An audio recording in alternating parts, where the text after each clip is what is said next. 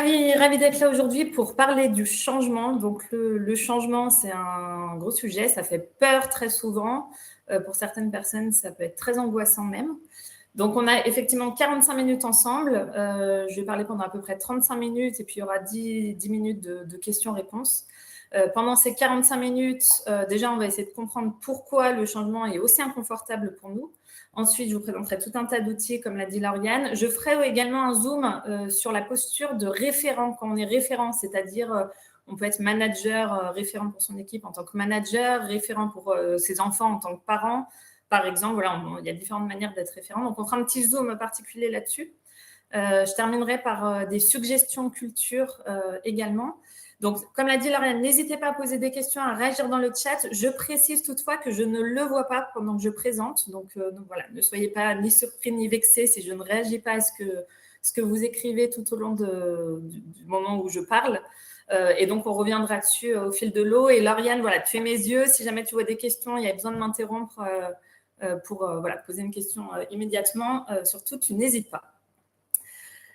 Donc, je me présente rapidement. Donc, comme m'a présenté aussi déjà rapidement Lauriane, je vais aller très vite. J'interviens en entreprise et j'accompagne voilà, les collaborateurs pour voir leur mode de fonctionnement, de communication, leurs relations. Quand il y a des tensions, j'interviens. Voilà, on peut se retrouver sur LinkedIn pour ceux qui le souhaitent. N'hésitez pas. Alors, on va commencer avec cette question. Peut-on éviter le changement? Alors, je vous laisse réfléchir et je vais aller direct à la réponse. La réponse est non, absolument pas. On ne peut pas éviter le changement, tout simplement parce que le changement n'est pas quelque chose qui survient de temps en temps. Le changement, c'est permanent. Le changement est finalement le fonctionnement normal du vivant. Par exemple, on naît, on vient sur Terre, on grandit, on vieillit, on meurt, on peut avoir des soucis de santé. Il y a les saisons qui évoluent, on passe, voilà, il y a les 4 saisons qui se suivent et ça recommence, c'est un cycle continu. Il y a le climat qui change. Là, en ce moment, on sait, on est en plein dedans, on le sent bien tous. L'actualité, si on regarde, voilà, en ce moment, pareil, peut-être plus qu'à d'autres périodes, tout ce qui est géopolitique, on voit des crises, des conflits qui ont un impact du coup sur les approvisionnements, sur nos économies, sur nos économies, sur l'économie de manière générale. Ça a un impact sur les entreprises dans lesquelles on travaille. Ça peut avoir un impact du coup sur notre consommation.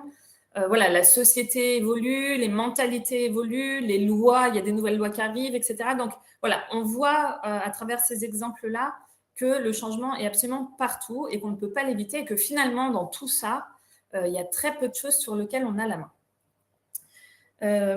Alors, on a vu, c'est très inconfortable le changement, ça vient bousculer pas mal de choses. Alors déjà, il y a un aspect culturel, c'est-à-dire que nous, Français, il faut bien reconnaître, on n'est pas très à l'aise avec le changement, on n'aime pas ça, on a tendance à faire des levées de boucliers dès qu'il y a un changement. Voilà, ça fait un peu vieux village gaulois, mais voilà, culturellement, c'est vrai qu'en France, on est particulièrement résistant au changement.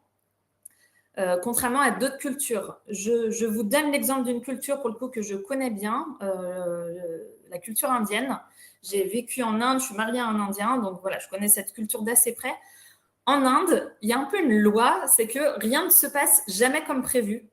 Voilà, à chaque fois qu'on prépare quelque chose, ça ne va pas se passer comme prévu. Finalement, voilà, il y aura du retard, il y a toujours quelque chose qui arrive et qui bouscule ce qui a été prévu. Donc, et les Indiens grandissent en fait avec ça, avec comment dire, des changements permanents, tout est bousculé, tous les programmes sont bousculés en permanence. Donc, eux, vu que ça fait partie de leur quotidien depuis tout petit, ben, ils sont beaucoup plus à l'aise, c'est beaucoup plus fluide. Ça ne veut pas dire que ce n'est pas désagréable d'avoir des changements qui arrivent, mais voilà, c'est très normal, ils s'adaptent extrêmement facilement. C'est un peuple qui s'adapte très, très bien, très facilement à toutes sortes de situations. Là où, voilà, nous, Français, ben, on est nés dans un pays où culturellement, c'est déjà un peu plus dur. Donc, ça ne vient pas nous aider à aborder le changement sereinement. Ensuite, il faut savoir que notre cerveau aime la prédictibilité. Donc, forcément, quand ce n'est pas prédictible et que les choses bougent, ça vient nous bousculer. Et puis également, des changements, ça fait qu'on perd ses repères, qu'il faut se réorganiser, etc. Donc, voilà, ça fatigue. Le changement fatigue. Ensuite, il y a également tout ce que le changement vient dire de nous. C'est-à-dire qu'on ne réagit pas uniquement aux faits, on va réagir à tout ce que ça vient bouger chez nous. Par exemple, on imagine, je vais donner souvent l'exemple d'une réorganisation au sein d'un service, au sein d'une entreprise. Ça va nous questionner sur notre identité. Qui suis-je si tous mes repères changent, par exemple?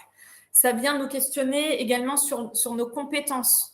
Par exemple, on change on se retrouve avec un scope un petit peu différent, on ne fait plus tout à fait la même chose, notre fiche de poste change, on va avoir peur de, est-ce que je vais y arriver? Est-ce que je vais réussir? Est-ce que j'ai les compétences nécessaires pour faire mon travail correctement? Ça vient bousculer aussi la notion d'appartenance. On peut se retrouver à changer d'équipe. Est-ce que je vais bien m'entendre? Est-ce que je vais trouver ma place? Voilà, donc il n'y a pas le changement en tant que tel uniquement, il y a aussi tout ce que ça vient bouger chez nous, toutes les inquiétudes que ça génère. Alors, il y a une courbe que vous connaissez peut-être déjà, qui montre qu'effectivement le changement bouleverse beaucoup de choses. On l'appelle, alors elle a deux noms, soit on la trouve sous le nom de courbe du changement. Vous l'avez peut-être vu sous le nom de courbe du deuil également. Donc, bon, c'est exactement la même chose. Et on voit très clairement que quand on vit un changement, on passe par différentes étapes, différentes émotions, et c'est absolument normal. Donc, pour passer rapidement un petit peu les étapes, au départ, il y a l'annonce, le choc. Ensuite, il peut y avoir un temps de déni où on fait semblant de ne rien avoir entendu, rien vu, pas pris. Et puis, à un moment, on dit, si, le changement est là, et il peut y avoir de la colère. On va essayer de négocier. Ensuite, on va finir par se dire, mais en fait, il n'y a rien à faire. Et puis, alors, une fois, c'est un petit peu fort le terme de dépression. Voilà, en tout cas, on est au fond du trou par rapport à la courbe du changement. Et puis, au bout d'un moment, écoutez, on baisse les armes et on rentre dans une phase d'acceptation. Et petit à petit, on remonte la pente, on a des idées, et tiens, je pourrais faire ci, je pourrais faire ça. Et on finit par intégrer le changement, par se s'impliquer dans ce changement et d'une manière beaucoup, beaucoup plus positive pour le coup.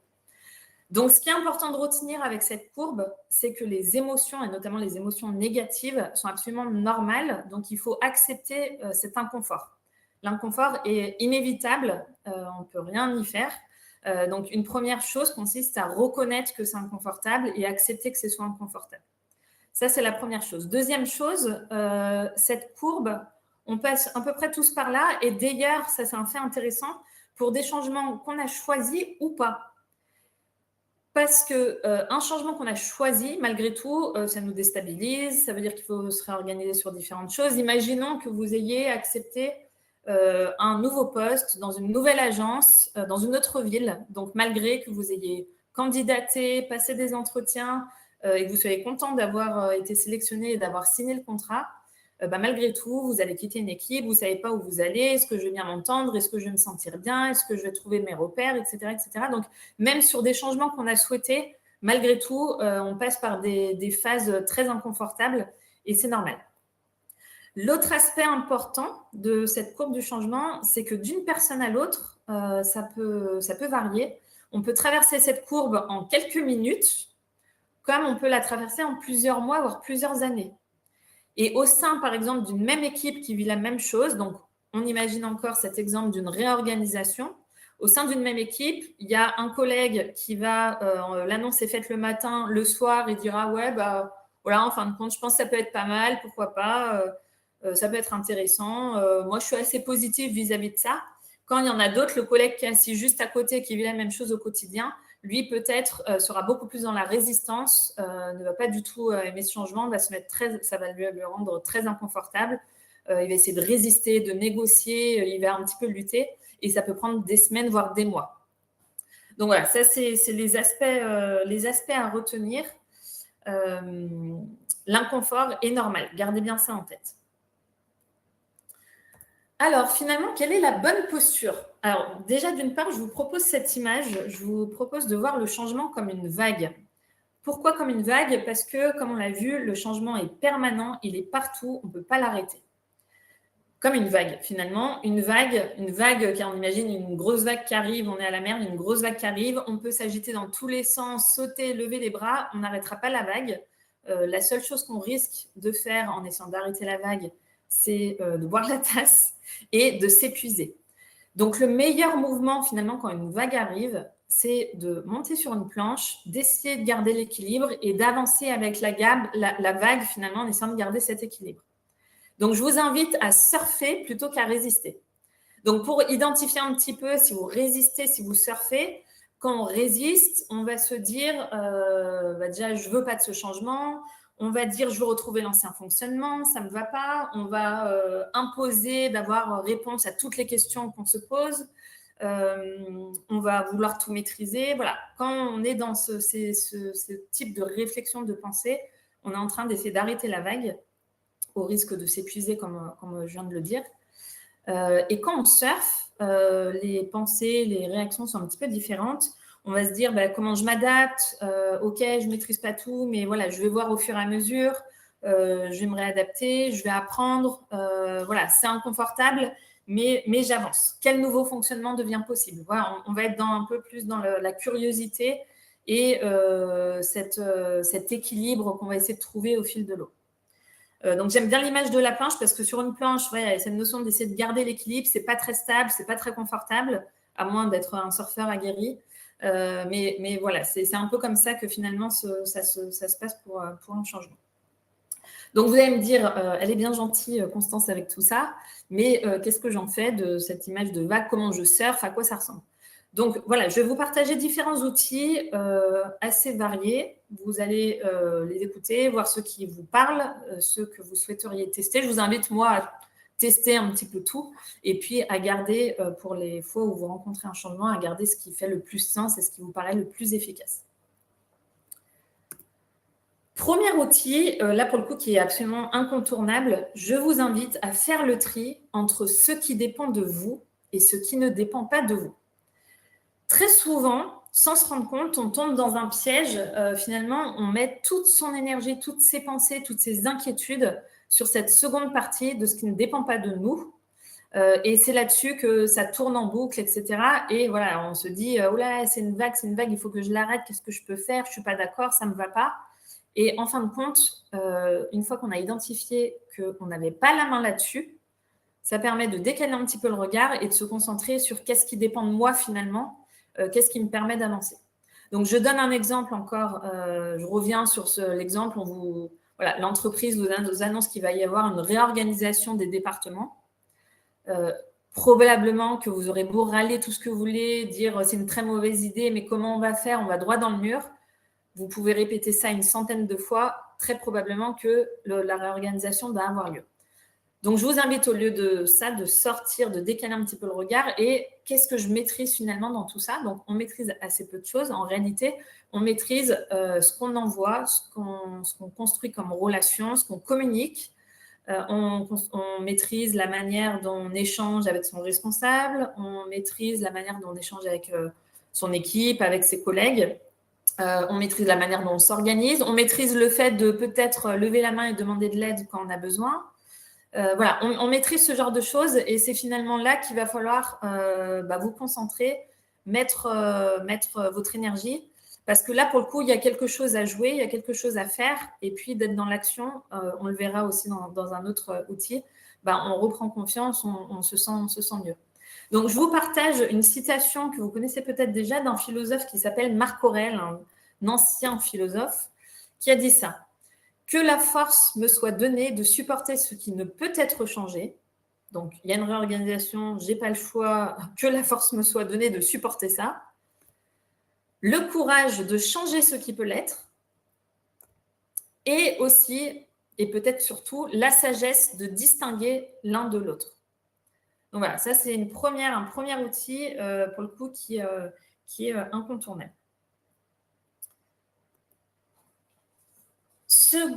Troisième outil, je vous invite à explorer vos peurs. Donc, on l'a vu, le changement provoque des émotions, provoque de la peur. Et encore une fois, c'est normal. La peur a sa raison d'être, elle est légitime. Une fois qu'on est dans une situation où on ne maîtrise plus les choses, il y a de l'incertitude, notre cerveau se dit danger, attention, danger, et on ressent de la peur. Et c'est normal. Donc, de vouloir lutter contre la peur ne sert à rien. Le mouvement est plutôt inverse, c'est d'aller, je vous invite à plonger dans votre peur. Qu'est-ce qui se passe? Qu'est-ce qui se joue là-dedans?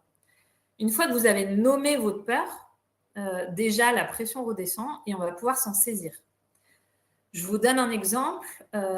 Toujours, on reparle de cette réorganisation où on va reprendre. Voilà, vous avez postulé à un poste dans une autre agence, dans une autre ville.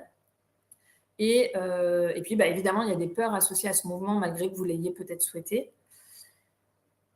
Si vous restez dans le « oh là là, ça me stresse, ça m'angoisse, j'ai peur », vous n'allez rien pouvoir en faire, c'est très flou, on ne peut pas s'en saisir. Donc, je vous invite à vraiment vous questionner qu'est-ce qui me fait le plus peur dans tout ça, finalement.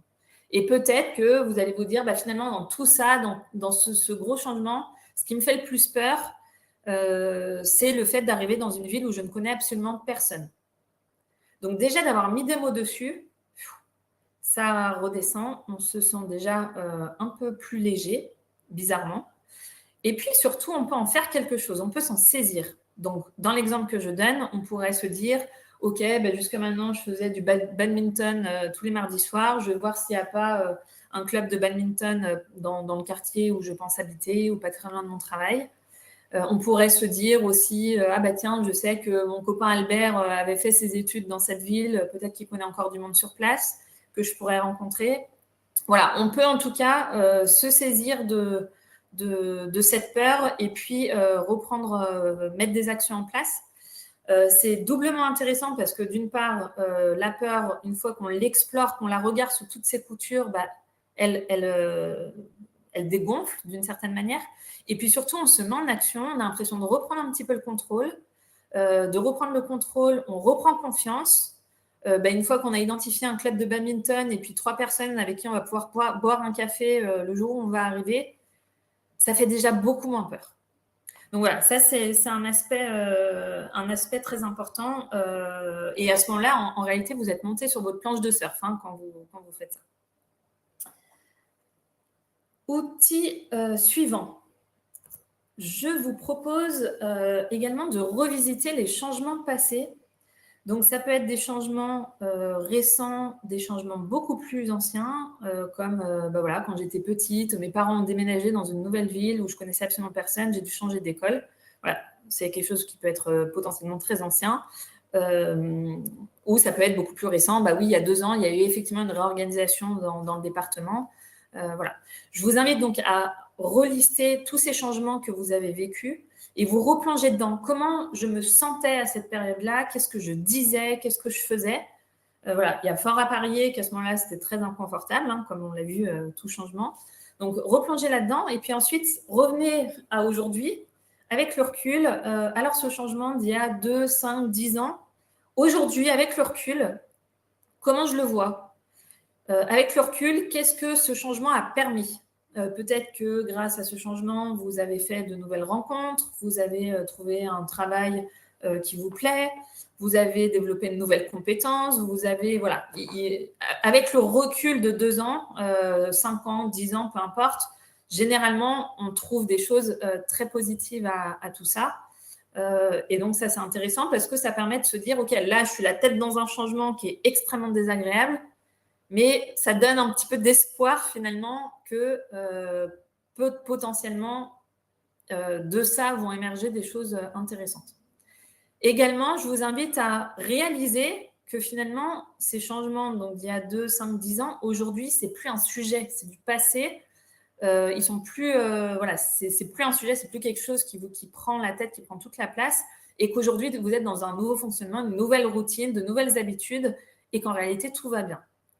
Donc voilà, quand vous êtes la tête dans le guidon, je vous invite vraiment à faire ce mouvement-là et voir que des choses positives peuvent en émerger. Ça permet de mettre un petit peu de doute, un petit peu de souplesse finalement dans tout ça. La seconde, enfin l'exercice, l'outil suivant que je vous propose est très lié à celui-là.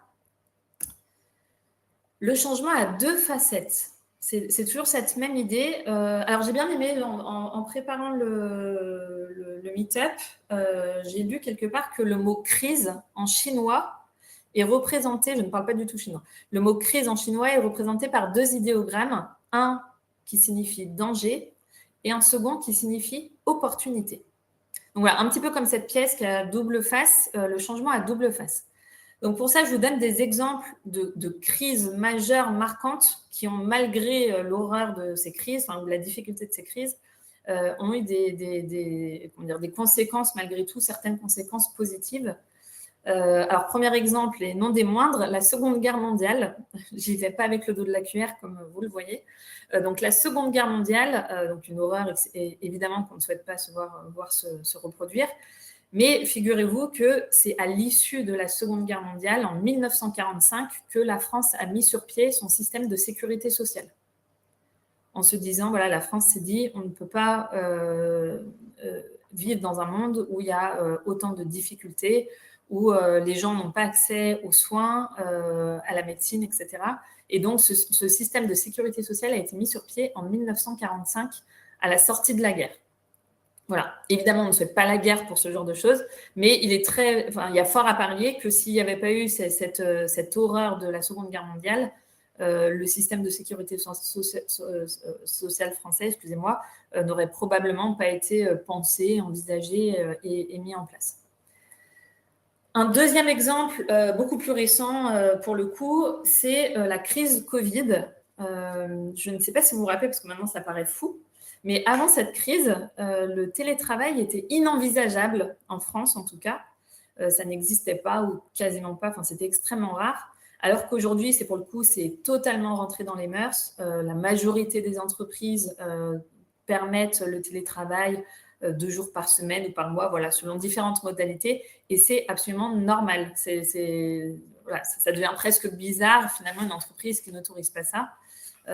Donc voilà, et il y a peu de temps, je ne sais pas si vous vous en rappelez, mais c'était vraiment inenvisageable. C'est quelque chose qui ne se faisait pas du tout en France. Donc voilà, un second exemple, et j'en partage un dernier très rapidement. Airbnb, figurez-vous, a été pensé par 2 étudiants qui étaient totalement fauchés. Ils étaient dans une situation dramatique où ils n'arrivaient plus à payer leur loyer avait augmenté, ils n'arrivaient plus à le payer. C'était la cata, en panique, ils se sont dit comment est-ce qu'on peut faire pour payer notre loyer. Et à ce moment-là, dans leur ville, il y avait un salon, les hôtels étaient pleins, ils se sont dit tiens, on va proposer matelas gonflables et petit déjeuner, et ils ont gagné comme ça quelques dizaines de dollars, et ils ont pu payer leur loyer, et ils ont continué, ils se sont dit tiens, ça serait intéressant, et l'idée est née de là, en fait, c'est née de cette situation dramatique dans laquelle ils étaient. Voilà. Probablement qu'ils auraient pu payer leur loyer, ils n'auraient jamais pensé à mettre des matelas gonflables dans leur chambre pour voilà, loger des personnes. Donc voilà, c'est cette difficulté, cette crise qui finalement a permis à cette idée d'émerger. Donc effectivement, quand vous... Alors attendez, où en étais-je ? Voilà. Donc finalement, quand vous êtes vous-même dans une crise, dans un changement qui est compliqué, je vous invite à vous poser cette question. Et si cette situation dramatique, horrible, pénible que je suis en train de vivre, et si c'était aussi une merveilleuse opportunité? Donc là, il ne s'agit pas de croire les yeux fermés que tout ce que vous allez imaginer va se mettre en place, mais je vous invite à être curieux, à être inventif et se dire « et si il se passait quelque chose de bien? Qu'est-ce que ça pourrait être ?» Donc, on imagine une réorganisation très inconfortable. Vous n'avez pas du tout envie de cette réorganisation. Voilà. On a compris, on arrête de lutter et on se questionne. Et si c'était aussi une merveilleuse opportunité, malgré tout l'inconfort et les problèmes que ça peut provoquer, peut-être que vous allez vous dire, ce sera peut-être l'occasion de développer de nouvelles compétences. Ce sera bien sur mon CV. Ça va me permettre de changer un petit peu l'équipe. Là, ça faisait 5 ans que j'étais avec les mêmes personnes. Ça va peut-être faire du bien de voir travailler avec des personnes différentes. Peut-être que je vais apprendre de nouvelles choses. Voilà. Je vous invite vraiment à vous questionner avec curiosité, toujours dans cette idée d'intégrer un petit peu de nuance dans votre manière de vivre le changement que vous êtes en train de vivre. Commencer à assouplir un petit peu le regard et le regarder avec davantage d'apaisement. Les outils suivants que je vais vous présenter, j'en ai déjà parlé dans des précédents meet-up, notamment celui sur la gestion du stress. Je les recouvre ici parce que vous êtes probablement très nombreux à ne pas avoir vu le précédent meet-up. Et puis, c'est très utile dans ce contexte. Alors, ça, ce n'est pas tellement un outil, mais je trouve important de le signaler ici. Je vous invite à choisir vos relations. Notamment dans un contexte de changement. Dans un contexte de changement, on l'a compris, on est stressé, on se sent un petit peu fragilisé par la situation. Si vous êtes entouré, vous buvez votre café 3 fois par jour avec le collègue qui est rabat-joie, qui est négatif, qui voit tout en noir et qui tourne en boucle autour de ça, ça va avoir un impact sur vous, ça va vous tirer vers le bas, vous aurez du mal à, entre guillemets, à avoir la lumière. Donc vraiment, alors je ne vous dis pas de couper les ponts avec cette personne violemment, mais je vous invite vraiment à prendre un petit peu de distance, à choisir un peu plus avec qui vous passez du temps, de quoi vous vous nourrissez finalement, et à peut-être vous éloigner, au moins temporairement, le temps de vous sentir plus costaud, plus à l'aise, mieux. Vous éloigner de ces personnes-là pour aller vers des personnes qui vous paraissent un peu plus positives, plus lumineuses. Voilà. Ça, c'est vrai dans la vie de tous les jours, mais d'autant plus quand on vit ces périodes d'instabilité qui sont inconfortables. Alors ensuite, je vous invite à faire un petit voyage dans le temps. Alors cet exercice est assez étrange, mais vous verrez, je vous invite vraiment à le tester, c'est assez efficace. Donc aujourd'hui, vous êtes en train de vivre un changement inconfortable. Imaginons que vous ayez 30 ans et je vous invite à vous projeter il y a 10 ans. Donc il y a 10 ans, j'avais 20 ans et imaginez qu'il y a une personne qui soit venue vous voir il y a 10 ans quand vous aviez 20 ans et qui vous aurait dit, écoute, je voulais t'informer, dans 10 ans, il y aura une réorganisation dans l'entreprise où tu vas travailler. Ouais, ok, merci de l'info, whatever. Voilà, il y a un petit peu de ça. À ce moment-là, dans 10 ans, on te dit qu'il y aura une réorganisation, ça ne paraît pas dramatique. De la même manière, je vous invite à faire ce voyage dans 10 ans. Donc, aujourd'hui, vous avez 30 ans, vous imaginez qu'à l'heure où on est, vous avez 40 ans et que quelqu'un vient vous voir et dit, tiens, est-ce que tu te rappelles, il y a 10 ans, il y avait une réorganisation dans ton entreprise. Ah oui, tiens, c'est vrai, j'avais complètement oublié. Ouais, maintenant que tu me le rappelles, ouais, j'avais pas très bien vécu le truc. Et puis, bon, avec le recul, finalement, c'était pas si terrible que ça. Il y avait eu des choses bien. Et puis, on est 10 ans après, c'est de l'histoire ancienne. Et voilà. Donc, évidemment, ça ne change pas votre réalité, ça ne change pas la situation, ça ne change pas l'inconfort. Mais ce petit voyage dans le temps, il y a 10 ans et dans 10 ans, permet, pareil, de baisser un petit peu la pression, de dédramatiser, de le remettre dans un contexte du coup temporel beaucoup plus large et de se dire en réalité c'est ok, ça va, je vais gérer. Voilà. Ensuite, je vous propose, alors ça c'est plus, on est dans une période, comme on l'a vu, d'instabilité, d'inconfort.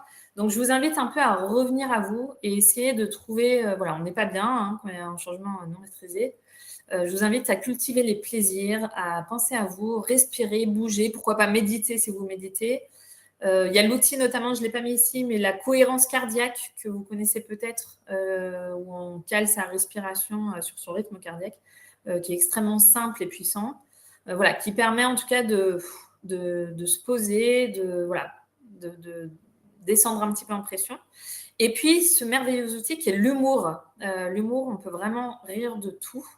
De toute situation. Enfin, moi, j'en suis convaincue. Je ne sais pas si vous imaginez, vous pensez à des situations où, par exemple, à un enterrement où, évidemment, c'est dramatique, où tout d'un coup, quelqu'un sort une bêtise, tout le monde, ça fait rigoler. Donc, ça ne change pas la situation. Mais il y a un petit peu de légèreté qui est arrivée. C'est un peu plus léger. On respire davantage et on se sent un petit peu mieux, un petit peu plus léger. Donc, je vous invite à utiliser ce merveilleux outil qu'est l'humour. Je vous invite à vous moquer de vous-même, de votre propre situation, du contexte. Ça dédramatise, ça ne change pas le fond, mais c'est quelque chose d'extrêmement puissant. Voilà pour ces outils. Et maintenant, je vous propose donc de faire un petit zoom sur cette fameuse posture en tant que référent. Donc, c'est un point particulièrement important parce qu'effectivement, quand soi-même on traverse un changement, on va chercher des repères. Donc, si on est au sein d'une équipe, on va vraiment regarder notre manager sous toutes ses coutures un petit peu. Si on est un enfant, que nos parents nous annoncent un déménagement, on va observer ce qui se passe, on va être stressé, on va regarder nos parents. Voilà, ça peut être en tant que professeur, en tant que employé senior expérimenté, en tant que dirigeant. Les personnes dans un contexte de changement où tout bouge, on va rechercher de la stabilité et on va regarder les référents. C'est ce qui rend ce rôle particulièrement important, particulièrement critique, disons, dans un contexte de changement. Alors, comme je vous disais en introduction, j'ai la casquette de coach et de formatrice et j'anime pas mal de formations auprès de managers ou de futurs managers. On évoque cette question du changement et je leur pose la question suivante. Je leur demande si votre responsable devait vous annoncer un changement et que, évidemment, quels seraient les conseils que vous donneriez à ce responsable, à ce manager, pour qu'il réussisse à vous embarquer? Les réponses sont toujours les mêmes. On n'a pas besoin d'un manager qui dit « tout va bien, c'est OK dans le meilleur des mondes et il n'y a pas de problème ». Ça ne rassure absolument pas. Ça fait même l'effet inverse parce qu'on se dit « c'est louche, ça sonne creux ». Je n'y crois pas. Donc, ce qu'on attend d'un manager pour pouvoir être embarqué à un moment donné, on a besoin que le manager soit calme, soit posé. Si on le voit céder à la panique, on panique. Donc, on a besoin d'un manager calme, on a besoin d'un manager posé, on a besoin d'un manager qui est honnête, c'est-à-dire qui dit « tout n'est pas parfait, mais on va avancer au fur et à mesure ». Voilà, on a besoin de ce cadre d'honnêteté, de cohérence, d'une direction. C'est ça qui fait que, en tant qu'équipe, même si c'est inconfortable, qu'il y a probablement, il y aura des problèmes sur le chemin, on sent qu'on est, entre guillemets, entre de bonnes mains et que ça va aller. Donc, c'est vraiment ça. Du coup, si vous-même avez cette figure de référence, je vous invite à faire ce petit voyage et vous mettre qu'est-ce que j'attendrais, moi, d'un propre référent dans un contexte comme celui-ci. Une des erreurs fréquentes quand on est référent, c'est de vouloir évidemment convaincre trop vite. On a vu juste avant la courbe du deuil, la courbe du changement. Il faut comprendre en tant que référent que les personnes traversent ces étapes-là, donc on l'a vu plus ou moins vite, mais il faut comprendre que l'engagement n'est pas immédiat. Il faut vraiment garder ça en tête. Il faut comprendre que les gens ont un deuil à faire, le deuil finalement de leurs habitudes, le deuil de leur maîtrise de leur travail, le deuil de leur confort, le deuil de leurs habitudes, de se sentir d'une routine, d'un statut. Voilà, les personnes ont un deuil à faire. La meilleure chose à faire en tant que référent, c'est à ce moment-là, c'est de dire « je comprends ». Je comprends que ce soit inconfortable, je comprends que ça gratte, je comprends que ce soit pénible à vivre. Ce « je comprends », il est d'une puissance inouïe parce que la personne qui reçoit ce « je comprends » se sent compris par définition, se sent rejoint et puis du coup, ça apaise. Ça apaise, ça calme, on se sent mieux et puis ça permet pas d'être engagé tout de suite, mais en fait, je vous parlais de la courbe du changement, ça permet d'avancer, ça permet de processer et d'avancer dans cette fameuse courbe à l'étape suivante jusqu'à un moment être effectivement engagé. Donc voilà, ce « je comprends » est vraiment important quand on est référent. Gardez en tête cette notion de contagion émotionnelle, comme je l'ai évoqué très rapidement justement. Le stress se transmet, le stress, l'inquiétude, l'instabilité, l'angoisse, tout ça, ça se transmet. De la même manière, heureusement, le calme, la stabilité, la confiance se transmettent aussi. Donc, c'est vraiment à garder en tête. Donc, ça ne veut pas dire qu'en tant que référent, il faut être absolument parfait parce qu'on a soi-même ses propres angoisses par rapport au changement annoncé, par rapport au déménagement, par rapport à peu importe. Mais il faut se rendre compte de l'impact que l'on a en tant que référent et du coup, être attentif à la façon dont on parle du changement. Donc, la posture juste, elle consiste finalement à reconnaître la réalité sans l'amplifier. Être positif, ça c'est à retenir. Être positif ne signifie pas nier les difficultés. Être rassurant ne signifie pas tout promettre. Et être transparent ne signifie pas tout dévoiler. Donc finalement, ce qui serait assez juste, ce serait un discours qui ressemblerait à ça. Oui, il y a encore des inconnus aujourd'hui. Oui, on n'a pas réponse à tout, mais on va avancer étape par étape. Ça va se construire au fil de l'eau et on partagera des informations au fur et à mesure que ça avancera. Voilà. À partir du moment où vous dites ça, vous ne niez pas la réalité, vous ne dramatisez pas non plus, mais ça permet de poser un cadre et l'équipe ou les enfants ou peu importe, au sein de ce cadre, se sentent en sécurité, se sentent bien, se sentent mieux. Alors, avant de vous suggérer des livres et des films, voilà, cette petite phrase de conclusion, s'il y a une chose à retenir, c'est ça. Le changement n'est pas une option, c'est pas quelque chose qu'on maîtrise, c'est une vague qu'on ne peut pas arrêter. La seule chose, finalement, il y a peu de choses qu'on maîtrise, la seule chose que nous maîtrisons, c'est vraiment notre posture face à lui, c'est l'attitude qu'on décide d'avoir, c'est comment je me positionne, comment je communique, voilà, qu'est-ce que j'en fais. Ça, c'est vraiment le grand enseignement. Alors, des suggestions culture. Ce premier livre de Frédéric Lenoir qui s'appelle « Vivre dans un monde imprévisible », il a été écrit pendant la période Covid, justement. Donc, voilà, il fait beaucoup référence au Covid, etc., autour de là, mais avec une réflexion évidemment beaucoup plus large sur la posture à avoir dans un monde imprévisible, qui est le monde, évidemment, dans lequel on vit. Donc, celui-là est intéressant. Le second, alors pour ceux qui m'ont déjà écouté sur des précédents meet-up, Charles Pépin, mon chouchou, ever. Voilà, je vous invite vraiment à lire ce livre, Les Vertus de l'échec. Si vous ne l'avez pas lu, lisez-le. Si vous l'avez lu, relisez-le. C'est une petite merveille qui, finalement, une fois qu'on a terminé la lecture, on a presque envie de se heurter à des difficultés, à une crise, à un échec. Voilà, il est extrêmement bien écrit, abordable, simple à lire et avec une réflexion que je trouve personnellement très fine, très aboutie.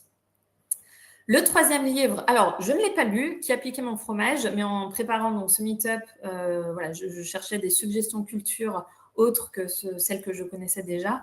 Et j'ai découvert ce titre, donc Comment s'adapter au changement au travail, en famille et en amour. Ça a l'air d'être un conte, une fable avec deux souris qui sont perdues dans un labyrinthe. Voilà, donc je ne l'ai pas lu, mais il était très bien noté sur la FNAC, Amazon, etc. Donc voilà, ça peut être intéressant si vous êtes en train de traverser une période de changement et que vous avez besoin de soutien. Ça a l'air d'être une lecture très intéressante. Et le dernier livre qu'on a ici, Invictus. Alors, je ne sais pas si vous l'avez vu, si vous ne l'avez pas vu, c'est un film merveilleux que je vous invite à regarder. Alors là, c'est plus en lien avec cette fameuse posture de référent dont je parlais. On voit ici que dans un monde instable, incertain, avec des difficultés majeures, la posture du leader ici fait énormément et change tout et permet d'emmener les équipes et permet d'avancer et permet de faire des choses absolument incroyables. Donc voilà, je ne vous en dis pas plus, mais merveilleux film, c'est dire inspiré d'une histoire vraie avec Nelson Mandela, etc. Bon, voilà, je vous laisserai regarder ça si vous ne l'avez pas encore vu. Très intéressant sur cette posture de référent. Donc si vous avez un rôle de manager ou de parent, voilà, je vous invite à regarder ça pour faire voilà, donner sens et image un petit peu à ce que je vous ai présenté jusque-là. Donc, quelle heure est-il? 26. On a encore quelques minutes pour un temps d'échange. Ici, je liste les meet-ups que j'ai déjà animés où je partage encore toutes sortes d'outils un petit peu sous ce même format. Vous les retrouvez bien évidemment sur la chaîne YouTube d'Extia. Donc, voilà, n'hésitez pas à vous y référer.